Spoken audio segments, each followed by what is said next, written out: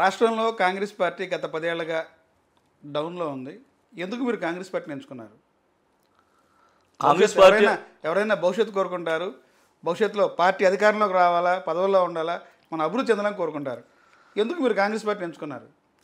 అన్న మేము అంటే వాస్తవంగా ఏంటంటే అన్న 2005 టు ఎలా వచ్చారు కాంగ్రెస్ పార్టీకి? మీ ప్రస్తావన చెప్తాను. రాజకీయ ప్రస్తావన ఏంటి? రాజకీయ ప్రస్తావన ఏంటంటే మా బ్రదర్ వచ్చేపాటికి Vijayawada youth Congress city president అన్న అధికారంలో ఉండగానే మాకు బై బర్త్ ముందు నుంచి మా ఫాదరు పాలడి వెంకటరావు గారి దగ్గర ఉండేవాళ్ళు. మాజీ మంత్రి దివంగత నేత పాలడి వెంకటరావు గారి దగ్గర ఎక్కువ మా ఫాదర్ ఉండేవాళ్ళు.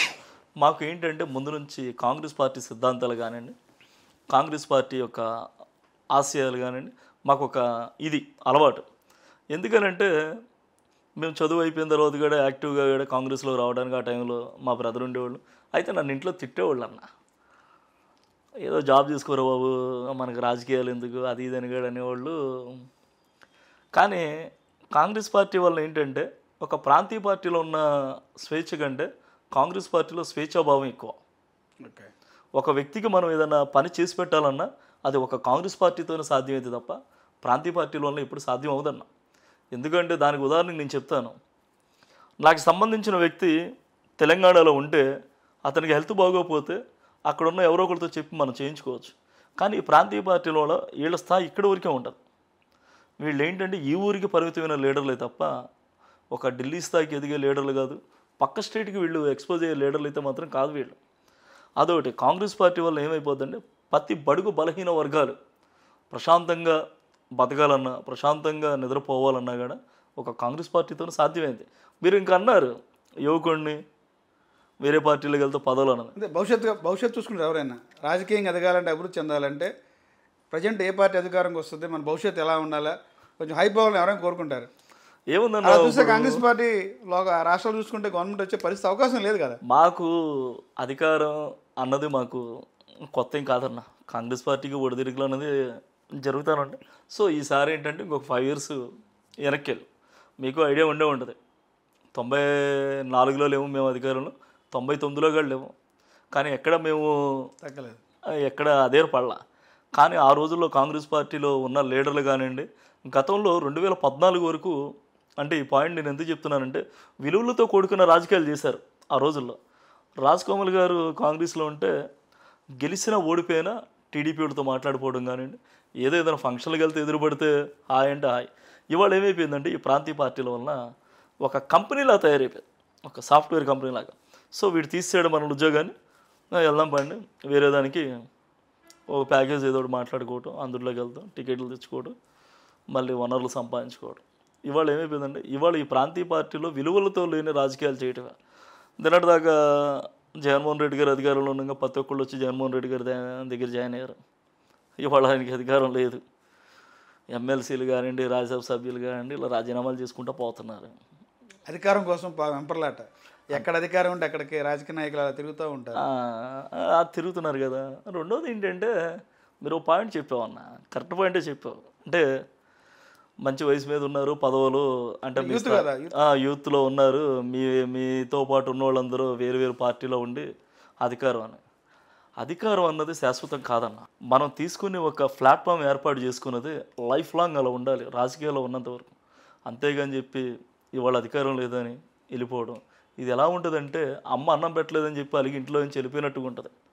అలిగి ఇంట్లో నుంచి వెళ్ళిపోయినా సాయంత్రానికో రేపొద్దునికో ఎల్లుండికో మళ్ళీ అదే ఇంటికి రావాలి, అదే అమ్మ వండింది పెట్టింది తినాలి మనం.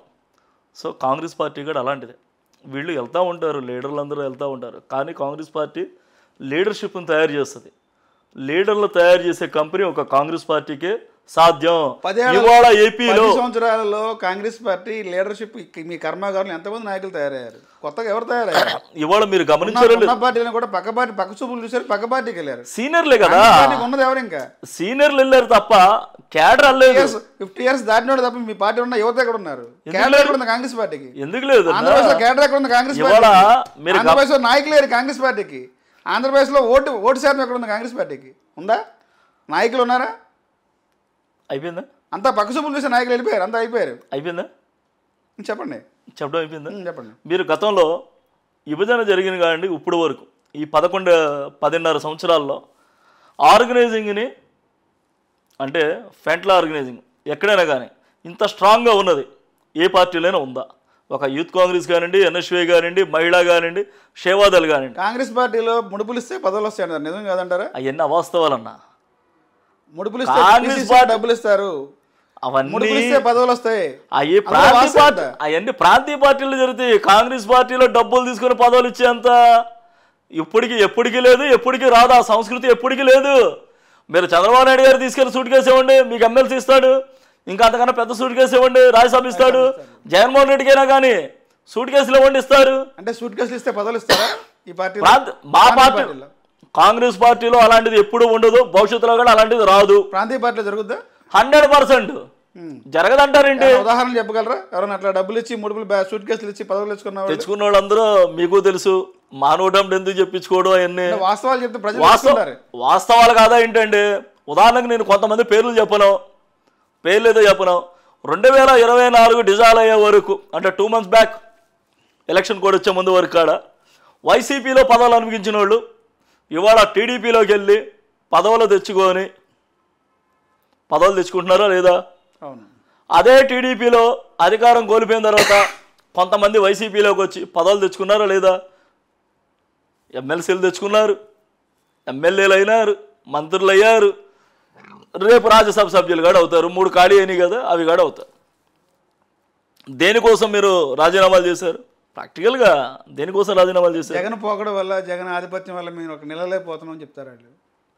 అంటే ఇది ఎలా ఉంటుందంటే, రాజ్యసభ సభ్యులు కూడా ఆధిపత్యం చెప్తున్నారు, కలవనీయుడు మాట్లాడు. అది జగన్మోహన్ రెడ్డి లైఫ్, అది జనం అందరూ తెలిసిందే కదా. జగన్మోహన్ రెడ్డి గురించి అది జగన్మోహన్ రెడ్డి లైఫ్ అది. ఎందుకంటే జగన్మోహన్ రెడ్డికి 151 మంది ఎమ్మెల్యేలు ఇచ్చారు. మెడలు ఉంచుతా అన్నాడు ఆయన కూడా, మీకు గుర్తుందో లేదో? ఢిల్లీలో మెడలు ఢిల్లీలో మెడలు ఉంచడం మాట దేవుడికి ఎరగండి. దేవుడు మమ్మల్ని తీసుకెళ్ళి ఈయన మెడలు ఉంచేవాడు నరేంద్ర మోడీ దగ్గర. ఈ 2 ప్రాంతీయ పార్టీలు ఎప్పుడైనా కానన్నా ఆంధ్ర రాష్ట్ర భవిష్యత్తుని శూన్యం, జీరోలో పెట్టడమే తప్ప. సరేనా, మీరు కావాలంటే ఈ 10 years మన ఏపీకి ఒక మంచి ఇన్ఫ్రాస్ట్రక్చర్ ఉన్నది, ఏదైనా ప్లాట్ఫామ్ ఏర్పాటు చేశారా ఈ 2 ప్రాంతీయ పార్టీలు? అవి లేవు. పులివెందులో ఉన్న మెడికల్ కాలేజీలో ఉన్న సీట్లు కూడా ప్రైవేటీకరణ చేయటం, పులివెందులో ఉన్న కంపెనీని తీసుకొచ్చాం అమరావతిలో పెడతా అంటాం. ఇది ఎలా ఉందంటే అమరావతి ఉండదు, అరుంధతి ఉండదు. అంటే అమరావతి నిర్మాణం పూర్తి కాదంటారా? 100% పూర్తి కాదు. అది రాజధాని అవదా? అవ్వదు. అయిద్దని మీకు ఎవరైనా చెప్పారా? అంటే చంద్రబాబు గారు చెప్తున్నారు కదా, 5 ఏళ్లలో పూర్తి చేస్తాము, అమరావతిని ఒక స్థాయికి తీసుకొస్తాము, ఇంటర్నేషనల్ స్థాయిలో చూపిస్తాం అమరావతిని చెప్తున్నారు. నిర్మాణాలు వేగవంతం చేస్తామన్నారు, నిజం కాదంటారు అది? మోడీ కూడా దానికి కట్టుబడి ఉన్నారు. ప్రత్యేక హోదా ఏమనండి, మోడీ గారే కడతారు కదా. పోలవరం ప్రాజెక్టు కట్టేది అయినా కడతాడు, అమరావతి కట్టడానికంటే నిధులు అయినది ఏమనండి. నరేంద్ర మోడీ గారిని ఏ విధంగా మీరు, నరేంద్ర మోడీ గారు చెప్పారు, కట్టుబడి ఉన్నాడు. తిరుపతి సాక్షిగా చెప్పాడు 10 ఏళ్ళు కాదు 15 ఏళ్ళు ఏపీకి ప్రత్యేక హోదా ఇస్తారని. ఏం చేశాడు? ప్రమాణ స్వీకారానికి వచ్చి 1 చెంబు నీళ్లు 1 చెంబు మట్టి తీసుకొచ్చి ఆంధ్ర వాళ్ళ నోట్లో కొట్టెళ్ళాడు. వాస్తవాలు కదా?